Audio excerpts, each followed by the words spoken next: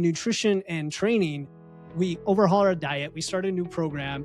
We think we need more oftentimes. It's like, what's your biggest constraint right now? What's your single biggest constraint facing you in the moment? Can we simplify it all the way down to that? Because if you can't get that one thing right, why do you think you can add more to that stack?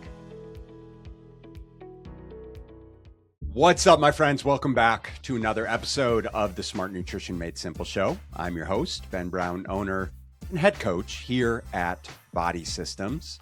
Now, if you've been grinding through your 40s or 50s and feeling like your body is working against you, restricted diets that backfire, workouts that don't move the needle, the things that you used to do that quote unquote worked no longer work, and a schedule that leaves zero room for yourself, today's guest is going to reframe everything for you.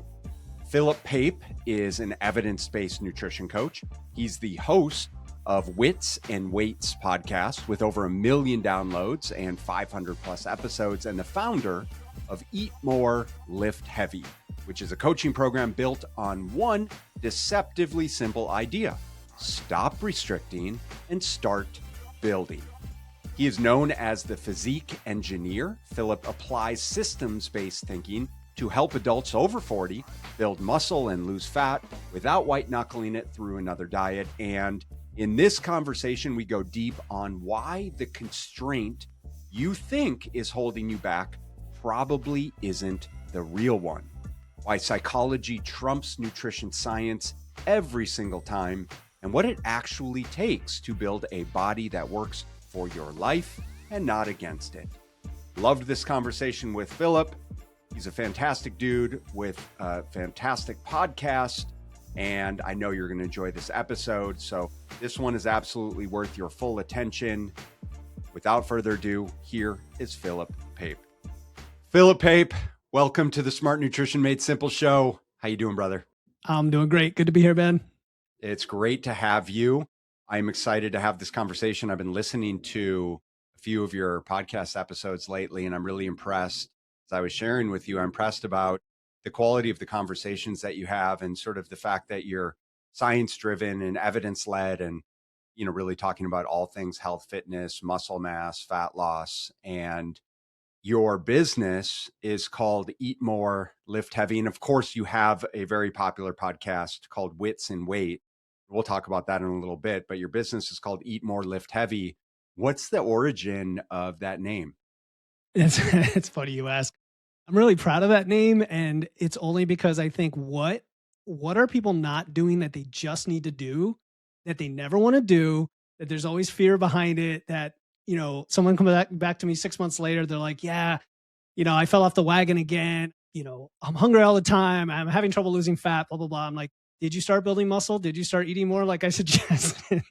Did you start lifting? Like, it really is just the essence of things that unlock growth for so many people that they're not doing, men and women alike. It's just, let's stop dieting, guys. Let's focus on building and growth and performance and like all of those positive things that then make the other stuff easier, like fat loss. That's where it comes from. I'm excited to talk about that because that's very counterintuitive. I mean, my listeners are pretty educated. So understanding is like there certainly are and is important to have times where we're eating more. And it's obvious that we want to lift heavy in terms of progressive overload and supporting lean muscle tissue, especially as we age, which I think is the populations that we're both speaking to. But again, with the idea of being counterintuitive, tell me about, and let's talk a little bit about this idea of eating more, because you kind of alluded to like, well, and I'd be curious with your philosophy. I mean, when someone's coming into your program, are you out of the gate suggesting that someone starts to eat more, or do you guys tend to focus more on fat loss?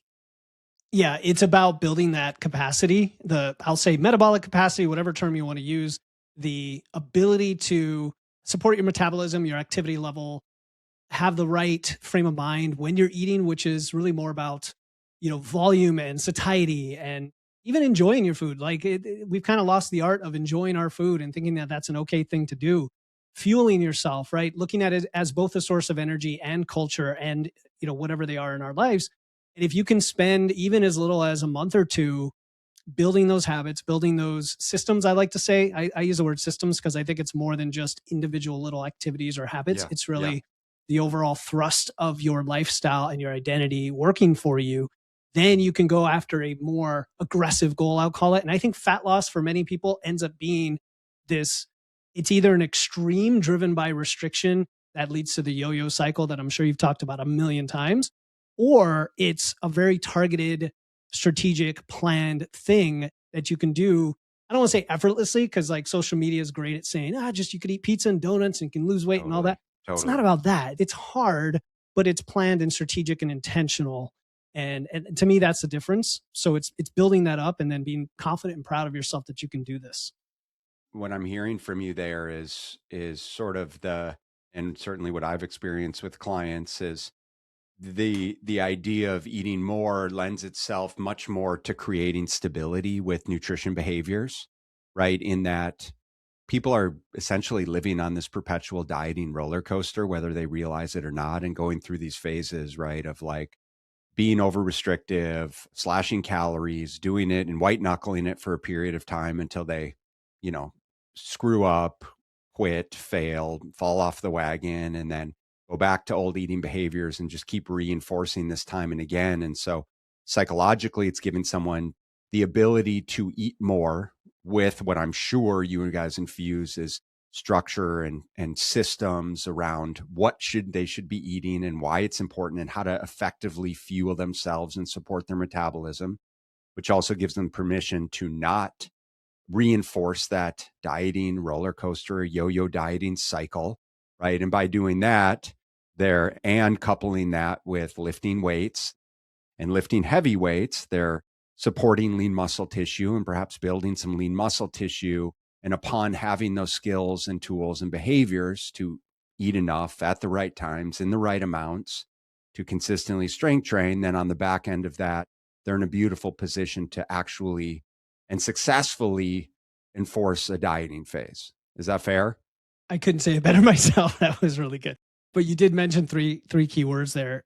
You said psychology, you said tools, and you said skills, and those stuck out at me because I just did an episode recently. I think it came out this week. We're recording this, where I talked a little bit about gamification and the psychology behind Yeah, I listened to it. It was great, dude. yeah, like certain forms of gamification don't work. We make a lot of assumptions, and there's a lot of slop on social media, let alone what AI is adding to that, of just assumptions people make that isn't grounded in psychology. And something like building a skill is not talked about enough. And what you just mentioned is it's a process over time, like learning an instrument or learning to, fix a car or whatever. It takes time and effort and intention. And so when we think about skills when we talk about lifting weights and we talk about food and everything else, the psychology piece of it is so, so important because people are just crushed by their lack of confidence over decades of trying things and failing and then making connections between cause and effect that are very real to them. Like it's part of their story, but aren't necessarily the logic. The logic doesn't follow. What I mean by that is people think, okay, I need to cut calories, for example. That's how I lose weight because my goal is to lose weight. When really the premise of losing weight is that question. Like, do you actually want to lose weight or do you want to look great, Sure. feel great, perform in your body, etc.? Now we back that into what it takes to get there. Yeah, I hope I didn't ramble too much, but that's kind of where my mind went. I just think the idea around the psychology of all of this runs, and you obviously understand this.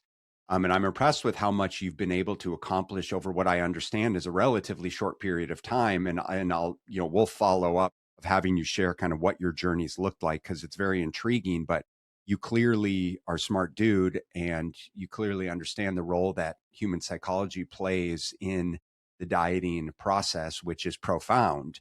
And this is why I'm always talking about why it's so much more than the X's and O's. And clearly, as we're articulating, hopefully, and for our listeners, is understanding why we tend to reinforce these cycles. And so what can we do to develop the tools and the skills, right? And how can we start to think about this in a logical, sequential, realistic, and sustainable way, right? Where we can just start to become someone who, one, enjoys strength training and progressive overload, and someone who just it makes it a non-negotiable to eat enough protein, and who tends to just make better decisions, right, with their food choices, but also who is okay finding and infusing flexibility with their diet. And really it's like, how do I have the autonomy to and feel empowered to figure out how to make that work for me within the context of my life, which for me, I've been doing this for 20 years, but I find that that's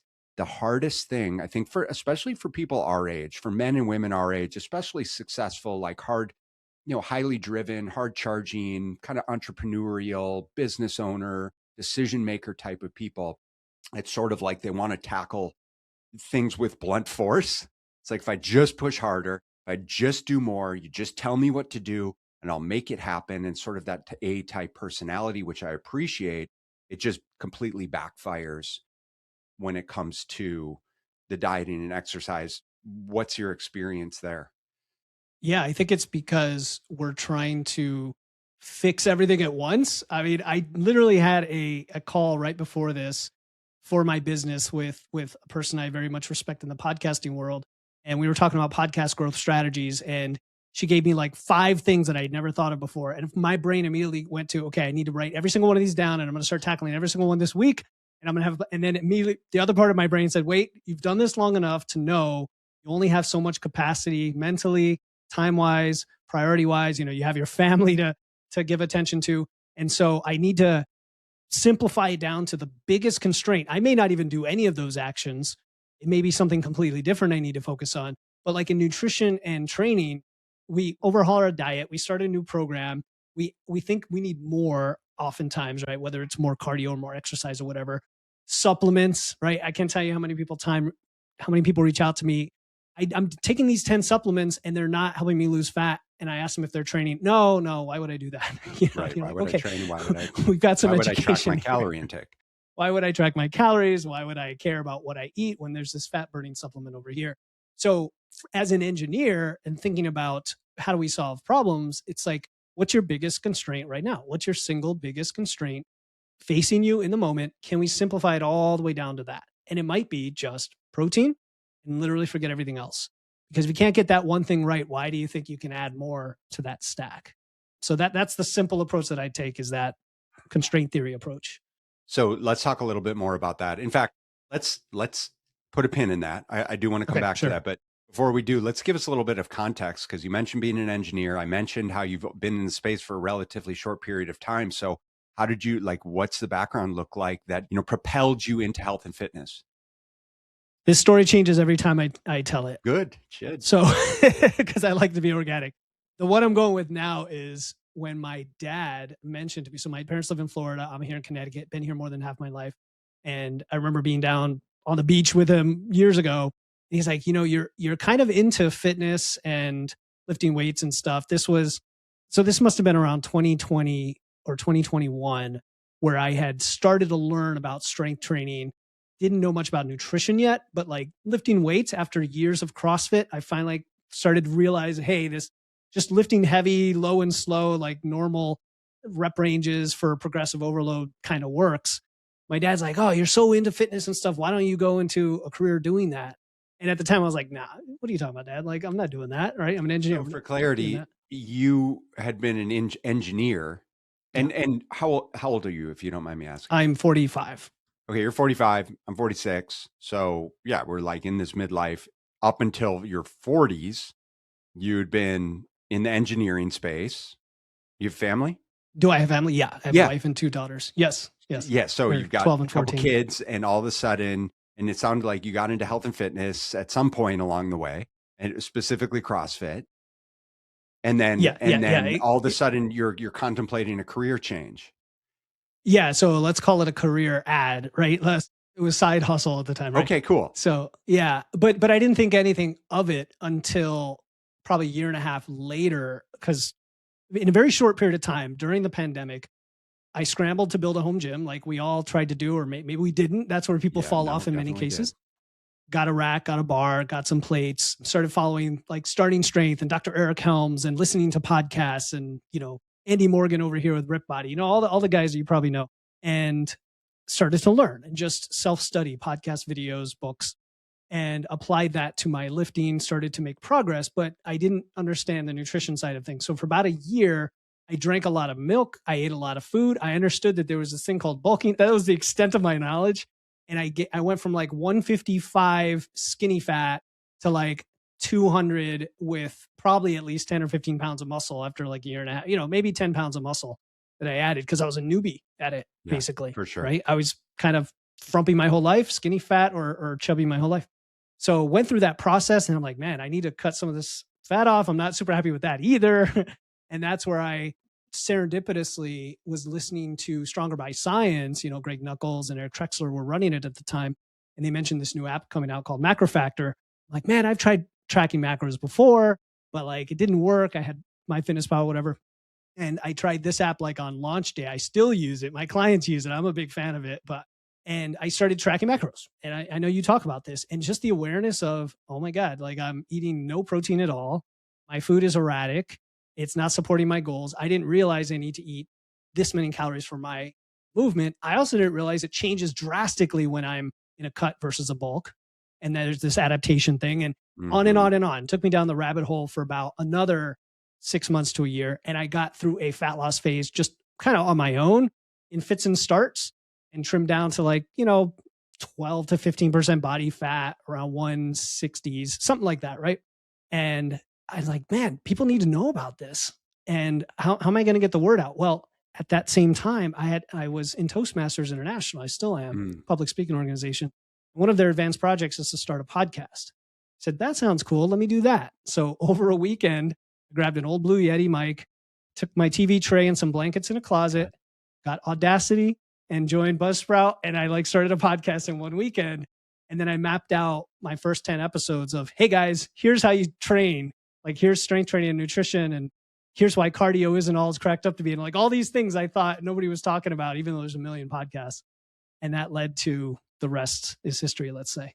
Dude, that's awesome. And I applaud you on that. I mean, I think that takes a lot of courage, especially for someone that's never been in the industry before. And geez, I mean, I have enough imposter syndrome having done this for, 20 years and feeling like, sharing these topics for someone who has only been doing it for several years, to come out. But really, dude, the information you're sharing and clearly your experience to date and your understanding of the information, it's really next level. So you should feel really proud of what you've created. It's fantastic. Yeah, thanks, man. We stand on the shoulders of giants. I am proud of myself too. And I know that the average person listening, as much as they love the content, they don't necessarily have all the time to invest in diving into nutrition science and all the dirty details. So I know before we even started recording, you mentioned like, we want to get into the science, but we don't want to get so deep that you lose people. And I think that's where the nice edge is between helping clients understand why things work. In fact, my very first client, she asked me to work with her. She's a powerlifter because she liked that I explain things. And there's an element of agency to that. When we talk about self-motivation theory, right, or self-determination theory, one of those elements is agency. Like you're not dependent on someone else. You have the choice that you can make, and you have to be educated. But you don't have to be as educated as a nutritionist or dietitian or something like that. So that's what I strive for. Yeah, no, it's a funny thing, working with other humans and sort of developing self-efficacy amongst people and how they're going to apply it. And it's figuring out, telling them what they want to hear, but giving them what they need. And like you said, agency of figuring out, well, what is the least effective dose? And also, you mentioned this idea of finding the constraint. And I'd love to return to that idea of how do you structure your coaching or your communication in a way where you can find the constraint, especially as it pertains to losing fat and gaining muscle? Yeah, I think it is as quote unquote simple as intuitively, if someone is struggling and you ask them the question, like, what is the one hardest thing right now? Most people can come up with a decent answer to that. And I think even asking the question gets you halfway there is my point, right? Like it's not rocket science, but but I feel like a lot of coaches or a lot of programs are structured after, I'll say they're templated to an extent of having a map with, these are all the pillars, right? We talk about the pillars of fitness. We talk about lifting and sleep and stress and all that. Great. Okay. That's just overwhelming the heck out of me right now. What do I need to do? And then people get overwhelmed by hormones and blood work and like all of that stuff where people think I need to go get everything tested before I take action. Yeah. But if I'm like, what's your biggest constraint? Like, well, my wife and I have been fighting lately. It's making me Boom. stressed, you know? And I'm like, Boom. okay, now we're getting somewhere, right? That could be affecting your sleep and then affecting this and that. And you have no motivation to go to the gym and so on. So you have to use data. And when I talk about evidence based, I distinguish that from science based. What I mean is, to me, evidence is the whole hierarchy of not just the science, but also years of experience that certain coaches have, as well as your own N equals one, your own data about yourself. So at the end of the day, if you can track from day one the things that need to be measured, which you don't always know what those are until you do it, that data is going to tell you a lot about the patterns that emerge and the things that matter more than other things, whether that's hunger or soreness or something else.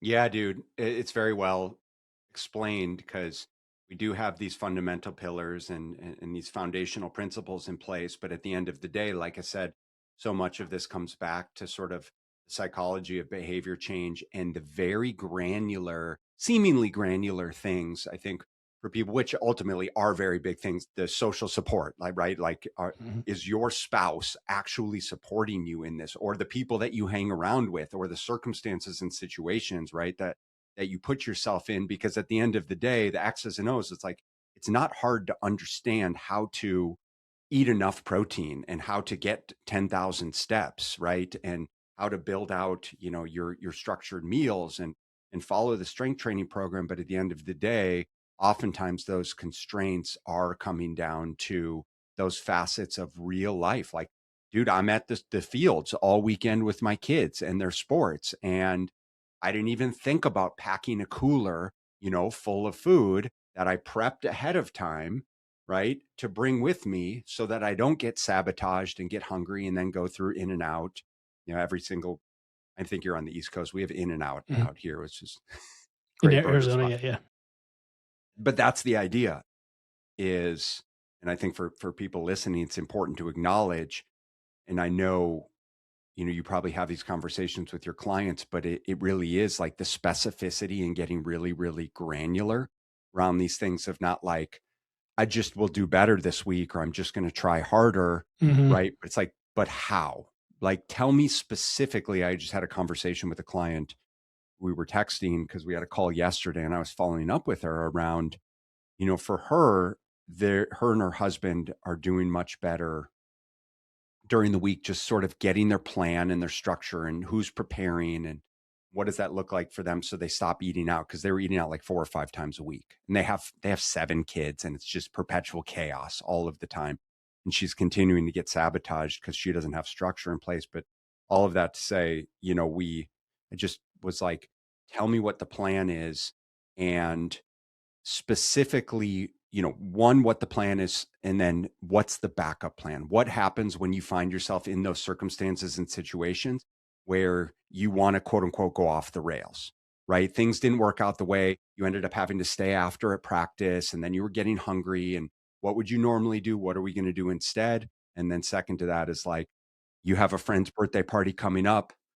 What's the plan of attack? How many drinks are you going to have? Are you going to abstain? Are you going to eat before? Like, let's get really specific, right? There's a lot of ways to approach that with folks, like if then strategies or worst case thinking, or something I came up with during the holidays last year was the bailout system. So I told everybody, hey, look, you know how we talk about your good days or your good weeks where things are normal and you're in your routine.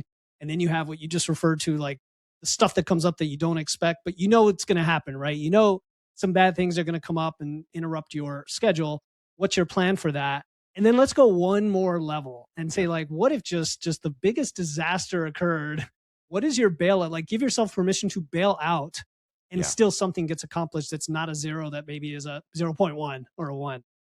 I think if more people learned how to approach these life circumstances with that mentality, and that's like we were alluding to, when you're a type A person or you're hard charging and you want to just do all of the things, and you realize you can't, what is the bailout? And how can we make it so you're okay with a bailout versus a complete F it? Like, Yeah. let's just slash all of the tires, And that's the biggest differentiator, though, over time, to maintain consistency and structure right? And ultimately see results without feeling like you need to be perfect or just not doing anything at all. Yeah, there is no perfection. I think again in my gamification episode, I talked about like the 5 out of 7. But when you think of the bailout, what you're saying is that the floor is so low that it no matter what, it's achievable. And that it sounds counterintuitive. It sounds like a non-success oriented strategy, but it's quite the opposite. It like ensures that psychologically you are always winning and moving the ball forward. And I like what you mentioned earlier with clients who you ask them what the plan is. Like most of my clients, they get frustrated at first when I answer every question with a question. I tend to do that a lot because I want them to tell me, like, what do you think the solution is? I can't give it to you. I can give you ideas, but it might not be right for you. It might not be achievable for you. So what is that? And there's this journey of skill building, going back to skill building, which is incredible to watch when someone is not in a dependent relationship. So going back to agency, when they have a coach, like I try to be, where I eventually want you on your own and you can fire me, or you can go to the next level and the next level with me together if you'd like. Day one, it's like, I need information. Or usually they come to me, they have the information from the podcast. But, we talk about information versus implementation. Some people do need information. Some people have no clue like that protein's even a thing. Right. And so they actually have a massive step change just from learning that basic info. But then the next step is, okay, I have that. You mentioned getting your protein. Well, I think like 49.2% of people that come into my program, having listened to my podcast and know about protein, have trouble getting enough protein, even though they know exactly how much they need. And I'm Totally. like, that's interesting data, right? Because it's not the target. It's how the heck do you structure your 3, 4, 5 meals a day and get it in, because the meal patterns most people have in the Western world are not acclimated to that. And you have to change quite a bit. So now you have to figure out how to do it in a step change. And then as you mature and someone gets, a month in, 3 months in, they start to become more and more advanced, where these little problems or these big problems at the beginning are now little problems in their rear view. And it's the next thing and the next thing and the next. So that's where we're trying to get to. If your progress, that's progressive overload of nutrition. If your progress isn't looking like that, you're trying to take on too much, and that's okay. Acknowledge it and look at that as a learning experience when you hit that wall, when you hit that obstacle. And if it happens a lot and continuously, you're probably overreaching, and we need you to just step back and like crack the nut open one at a time and get you there. Yeah, 100%. It's so much of it is just it's the education, and then it's the application. It's like, logistically, are we clear on how you're going to execute this? And sometimes it's just with the art of coaching, right? Is simply like, let's work through this together. Like, how are we going to apply this and logistically plug this into your chaotic schedule to make it a non-negotiable for you? Because we can't, that's really becomes one of the biggest challenges. So what kind of population are you typically working with, and what are the biggest challenges that you see through kind of their journey, if you will? Yeah. My population has self-selected me over time, as I'm sure yours has, as well as I've, avoided working with certain folks because there's a certain group I can help. So demographically, nowadays I work with like 80% women, and most people are in their 40s and 50s. I could say they could be older than 50, but generally it's the time of life that we all know when our body catches up to us due to a lifetime of things we didn't realize were probably sabotaging us, or we did realize it. And now it's starting to catch up to us. Now our muscle mass is starting to decline. Now our metabolism is starting to decline. We feel like we can't eat as much. We feel like we can't lose weight, stress in our life. And the list goes on and on and on. For whatever reason, the communication style I have has attracted, that audience, and also an audience of people who understand lifting weights is important and building muscle is important, but they're either not quite convinced because they're of the fears of like getting bulky, gaining too much weight. And guys have that fear too, right? We do. We don't want the big beer belly and all that. Or they accept that is necessary and now just need help in doing it for them, because everything they've heard over the years, they just feel like they can't trust it. They feel like they can't trust the books in the bookstore and the diet magazines, or, the fitness magazines and all the Instagram's influencers. It's like very hard to find people you trust that will step you through it, get you to the other side, where you're not saying, well, there's another program that didn't work for me that I spent money on, so I don't trust the next one. I don't trust that I'm not going to blow my money again and Yeah. that I can't do this. I can't reach my goals. So Well, I that's think, kind of the person I work with. Yeah. we definitely are living in a trust recession, right? There's just so much information at our disposal, constantly in our face. There's so much confusing and contradictory information. And I think, listen, I don't know about you, but that's definitely part of my intention around having this podcast, being very transparent and as authentic as possible and interviewing experts like you around, let's really break this down and help people understand so that they can make informed decisions and not get blinded by this idea of like a magic pill or, a magic bullet around any of this stuff. It's like, stop with your unrealistic expectations. Let's be very clear and transparent around this is going to probably take a lot longer and be a lot harder than you're anticipating or perhaps would like, but that's how it goes so that you don't end up disappointed about your 30-day or 60-day program that didn't quote unquote get you the results, when invariably it didn't set you up to put in the type of effort or consistency or structure to get you those results, right? I think you have to show you care. You have to have empathy. Like that is underrated as well. Of what I mean by that is like when I construct an episode, I'm thinking, yes, I'm thinking of the myths that I want to bust because it helps when people can understand that certain things are just not true and not have these unrealistic expectations, but also that there's a lot of dismissiveness. There's a lot of, let's say, gaslighting. There's a lot of gaps in the medical industry and the even in the evidence-based space in certain pockets like women's health. Dr. Bill Campbell, I don't know if you've been following his stuff. He's going to be doing a big study now on peri and postmenopausal women, I believe, and weight loss, and actually looking at the specific population that really has never been studied before, even though we extrapolate all these things that should and could work for them, and yet they've never actually been studied, right? So just because a million studies have said X, they've never studied this population. So it's that level of compassion, understanding, listening, and also that you care. So, for example, I get emails all the time from listeners, and I make it a point to reply, but also to reply with a little bit of thought. And I may not have a lot of time, but I want to at least let it percolate in my brain a bit and think, okay, first of all, what are they really telling me beyond what they're telling me? And then, so I'm going to have a question there for sure for them. But then secondly, like, how could I help them right now take another step and feel that confidence and show that I'm listening and have compassion? I'm not just trying to pitch them a product. It's usually 10 emails down the road before I pitch them a product because they're finally like, hey, by the way, I need a nutrition coach. I'm like, okay, now I'll pitch you my product. That kind of level of compassion that is often lacking in today's stimulated social media world, I guess. Well, but that's it though. I think that the qualities of a good coach are such that you are helping the individual identify and get clarity around what it is that they actually are looking for, right? Because at the end of the day, it's not serving anyone if you're just pitching them right out of the gate for your program when maybe they don't need your program, they don't want your program, it's not what's actually going to serve them, right? We have to become problem aware. And at the end of the day, the question is, what is the problem that you're trying to solve so that I can do my diligence as a coach and just point you in the right direction. And if it means us working together so you can build those tools and skills, great. Like that's fantastic. If not, that's fine too. Let's just make sure you're clear on what it is, what you want to accomplish, and who's going to help you bridge that gap so you can stop bouncing around trying to accomplish things that you don't actually really want or need. Yeah, that's the relatability piece, I think, of self-determination theory is having a community or a Mm. person or a group or a coach or a friend, and I can go on. It doesn't have to be through a paid relationship.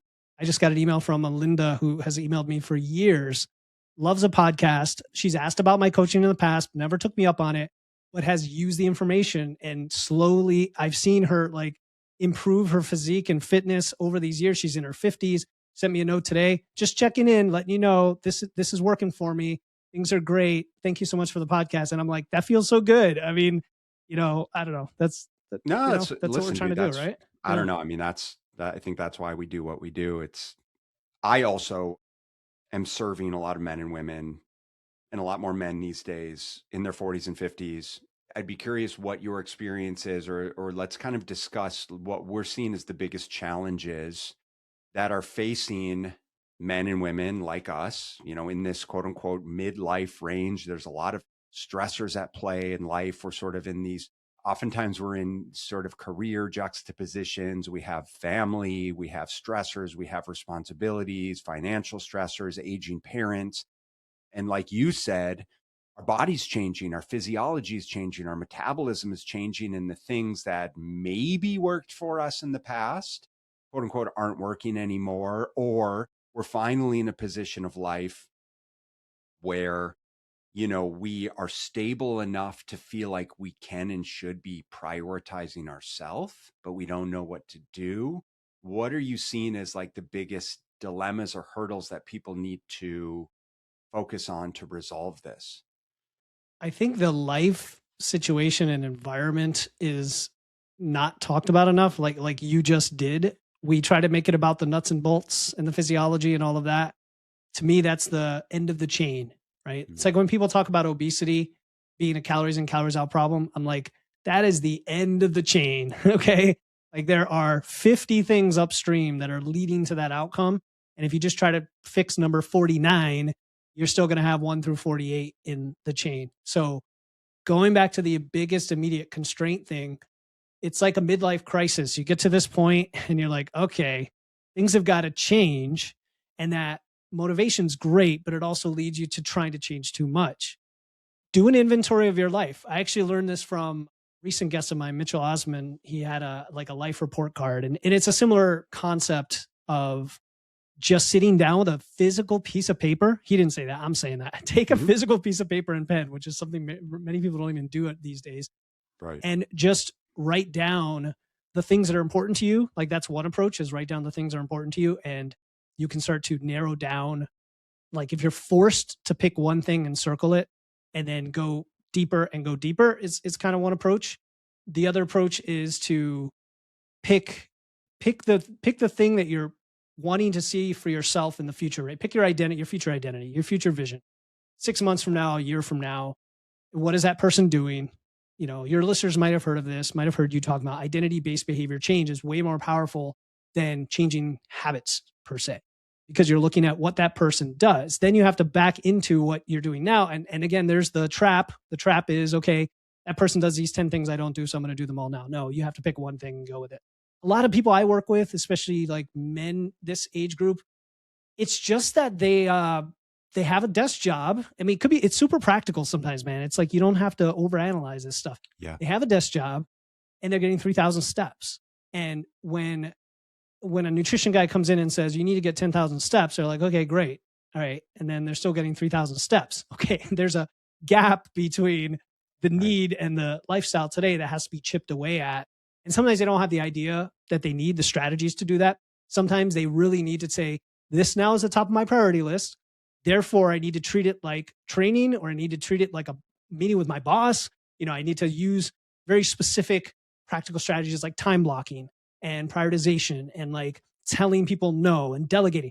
And I'll tell you, being a business owner, entrepreneur, and engineer who's worked with executive teams, there are a lot of business strategies that people can use in their day-to-day life that are super powerful around that. I'm going on a tangent again, because I don't have any notes. I'm just freewheeling it here.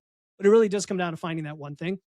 So if I think of like a client who was well muscled, he lifted his whole life, and he just wanted to lose some fat and improve his health markers. So like his A1C and his blood pressure and his heart rate, everything else. So what do you do? Okay, well, I need to understand the data first. What are those numbers? How do you train? How do you walk? Like we need to answer those questions. If you're not even ready for that, that's step one. And then, and just to get a little more granular, when you say those numbers, are you referring like, okay, so let's just start tracking our calorie intake. Let's establish some awareness there. Calories and macros, your training metrics, your body measurements, and if you have a wearable, nowadays we have so much tech, you could get resting heart rate and stuff like that, right? And I'm not a big fan of like going overboard with the tech, 100%. like CGMs and all that, unless you really have to. So you start there because you have to have a baseline, because then if we do something over the next month, what frustrates me is when a client is super committed, tells me they're tracking, and then hadn't tracked. And then I'm like, I can't help answer the question the next month we meet because you didn't track all these things. Like, let's go do that. Anyway, so once you have that in hand, then you can start to correlate the data. And so I can think of this one client in particular, Jerry, who was a lawyer. He loved training. He did that religiously, but he just would not get off his butt Mhm. to walk. And Mhm. so I made him like capture more data, than his resting heart rate. I made him actually get blood work in this case, just so we could do it before and after. Mm. And then we started to slowly chip away at it. We said, okay, you love to get Chick-fil-A for lunch down the street. How much time does it take to do that? Let's either have you walk there and get it, Right. or how about make your own version of the Chick-fil-A sandwich at home twice this week and Yeah. save all that commuting time, and then you can walk around your house. Like, I don't remember the specifics, but it's those little strategies that chip away and make it achievable to actually get where you want to go. And then ultimately he went from like 3 to 8,000 steps over a couple months. So it wasn't overnight. It was like chipping away at it. And Yeah. guess what? His resting heart rate dropped 15 beats a minute, and all his blood work improved, and everything else stayed the same. That's all he needed to do was walk more. Right. Right. So that's kind of what I'm talking about. Yeah. No, you hit a really good point that I've experienced. Well, I constantly experience with clients because based on obviously the type of population that I've been alluding to, and I think that we enjoy working with, and just in general, like what people tend to do is we take our existing behaviors and then we take all of the new things that we want to be able to do or we think we should be able to do. We try and cram them on top of all of our existing stuff without realizing that we're probably already overloaded with the things that we put on our plate that we probably can't already get to. So we have unrealistic expectations about all the things that we think we should be doing in our day-to-day life around work, around family responsibilities, around just maybe our significant other, to say nothing of our involvement in our community and the commitments that we make to other people. Right. So that's one thing. And people already have guilt and shame around not being able to follow through with those. And then we pile on, okay, and now it's time for me to start to prioritize myself. So I'm going to start walking more. I'm going to go to the gym 2 to 3 times a week. I'm going to start tracking my food. I'm going to make time to plan and prepare and shop. And we try and plug that in on top. Right. And we say these things, but strategically and structurally, we have no way of Yeah. realistically getting those things accomplished. And so I think you mentioned something around like time blocking and looking at the calendar and specifically building out these times, which I found to be fantastically successful for people, especially because when we sit down and do this together, you come to the realization that like, oh, well, I'm I'm trying to do all of this stuff. There's no possible way that I could do all of it, even if, I wanted to, right? Despite wanting to.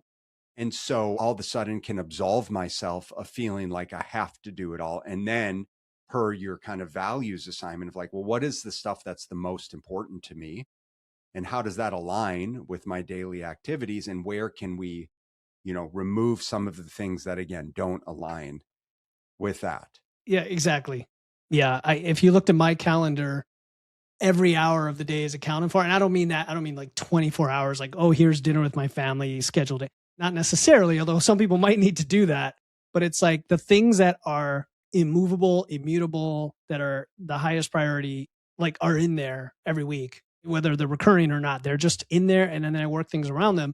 But then it allows you to see where the trade offs need to be made. So if your boss is like, look, I need this report and you need to come in and present to the executive team tomorrow at 8 a.m. and you didn't expect it, and that's your training day, then you have to figure out what's the trade-off, right? It's what it comes down to is That's it. what's your bailout strategy? Yeah, I So say it all the time. I say, the quote is show me your calendar and I'll show you your priorities. yeah, And, that's it. it's like we put every business meeting and work meeting on our calendar without fail and we, adhere to it.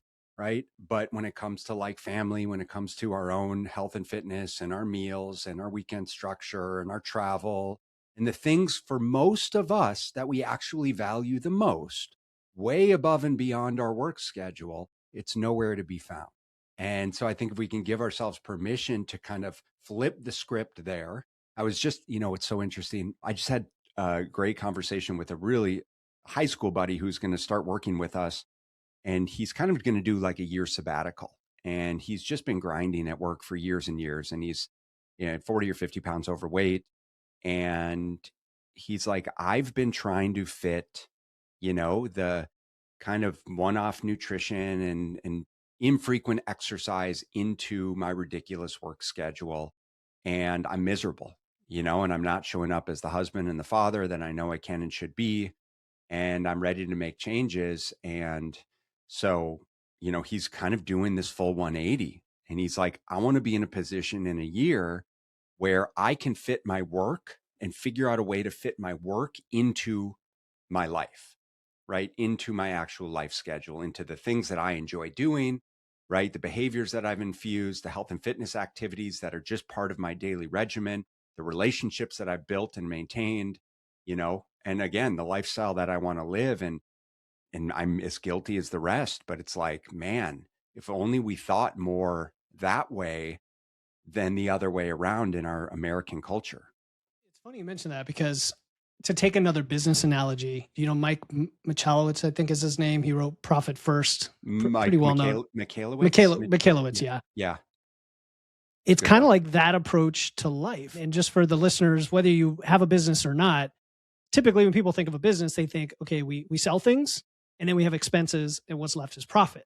And he turns it around. He says, you take your profit out and you take your owner's payout and you take your taxes on reserve, and whatever's left is your expenses you have to run the business. Yeah. So it's exactly that for life. It's like, what is your profit and what is your owner's pay? Right? It's your time with your family, and it's the things you enjoy, and it's your hobbies, and it's your sleep. Maybe raise your hand if you just want more sleep, and that becomes your profit in your life. And now what's left, and maybe the taxes are the things that you just can't avoid, even if you don't like them. Right? Like there's certain things for work that you have to do. Maybe with your current situation. And then what's left is the expenses you have left or the time you have left for everything else. And that might then make you make some hard decisions. So I had a client he's a relationship expert with his wife, really cool couple. And he was just so burned out. And he finally just made a massive decision to cut out something he's been doing for 20 years that he used to enjoy, but he doesn't anymore. It was like supporting a summer camp. Okay. And he's like, it just interrupts the business. It makes me stressed. The food is terrible there. Like, it doesn't fit my current life. I've put time into it. I can mentor the people that are taking it over, but it's just a different time of life. He cut that out and like just massively reduced his stress. And then he was able to make other decisions in his business that just cascaded on themselves. So anybody listening, that's a great approach that Ben just mentioned is, put your profit first, which is the things that you value the most in your life first. And then, well, dude, listen, I mean, I've worked with plenty of women in my time, and as well as I do, is they put everyone in front of themselves. And they say yes to everyone and everything, especially the quote unquote busy moms. And, it's the kids' school and the community activities and church and nights and weekends. And then they're like, well, I have nothing left for me. And it's the hardest thing, right? I imagine of learning how to say no. How do you approach that with them? That's hard, man. I think I asked them a question. Again, it comes out. Let me ask you, what could you do without? Like, what is stressing you out? What do you think is the hardest thing for you to let go of right now? Or, just ask the question, just have the conversation, and don't. One thing I've learned as a man with a wife of 20 years, this year we have our 20th anniversary. Very excited. That's great, dude. Congrats. And I'm still learning. I'm barely learning. Always. Is to not try to fix anything.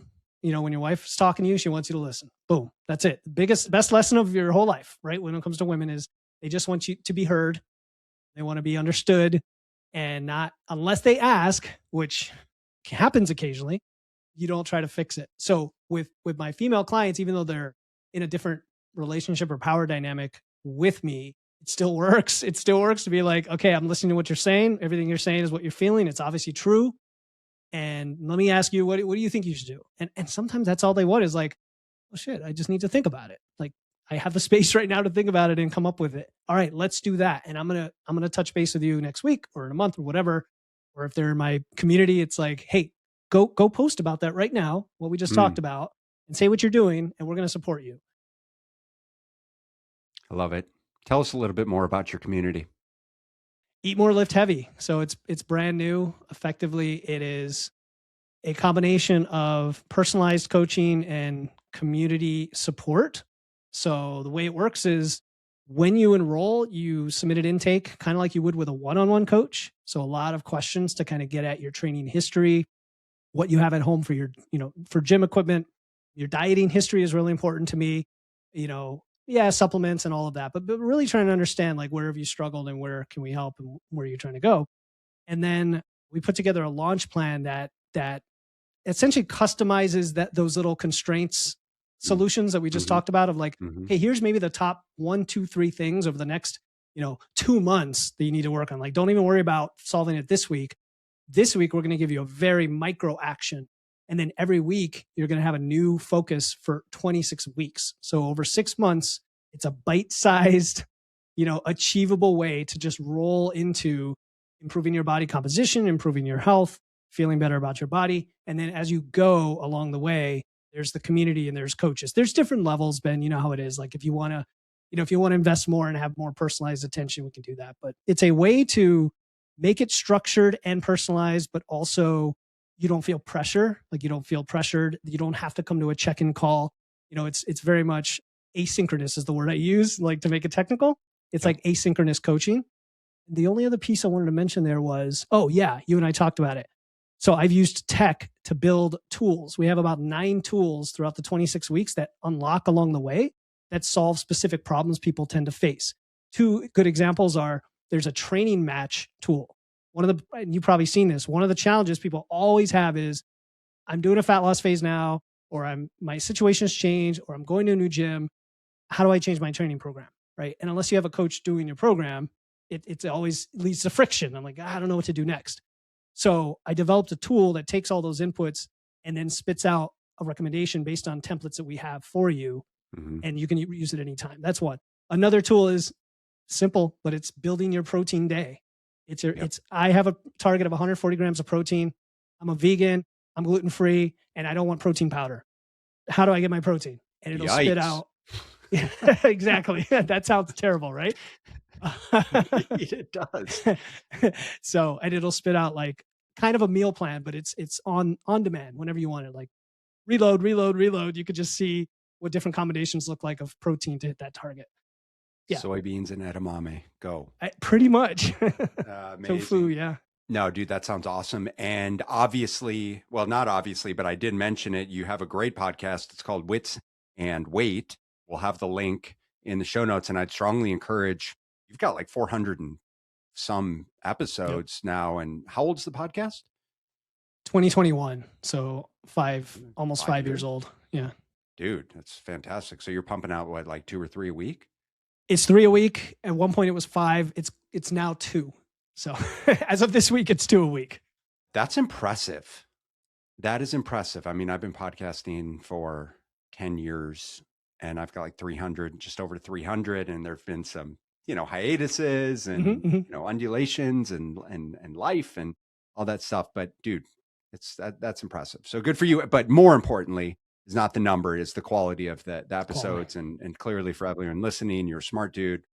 You seem like you're very good at what you do, between, the science, the evidence, the engineering, the psychology of all of this stuff. So if you're listening and you want more information around health and fitness, then I would strongly encourage you guys to go and subscribe to Wits and Weight podcast. Again, the link will be in the show notes. Philip, anything else? Is there anywhere else that people should find out more about you or follow you? I mean, if you want to go to my website, witsandweights.com, you'll find some cool things on there. We have a bunch of calculators I just created. Speaking of tech, really neat calculators that you're not going to find anywhere else. Like they're not just going to calculate your TDEE. They'll actually take your goal and try to extrapolate the different types of fat loss phases and levels you can go after for your goal. So things like that are free. Witsandweights.com. Fantastic. Cool, man. Well, listen, I want to respect your time. It's been an absolute pleasure having the opportunity to chat with you. And I appreciate everything that you're doing. And, I know we're going to have another conversation in your podcast soon here, but we'll definitely circle back. And I'm excited for you with the launch of your program and to hear how all of that goes. I respect everything you do, man. Awesome questions. I love the compassion you have for the audience and everybody listening. Just keep following Ben because I've been following his show for a long time and it's cool that we finally could connect. So happy to have you on my show. Follow Wits and Weights, guys, so you can hear Ben's conversation over there. There you have it, my friends. Thanks for tuning in, guys. And we will see you in the next episode. Have a wonderful rest of your day. Take care.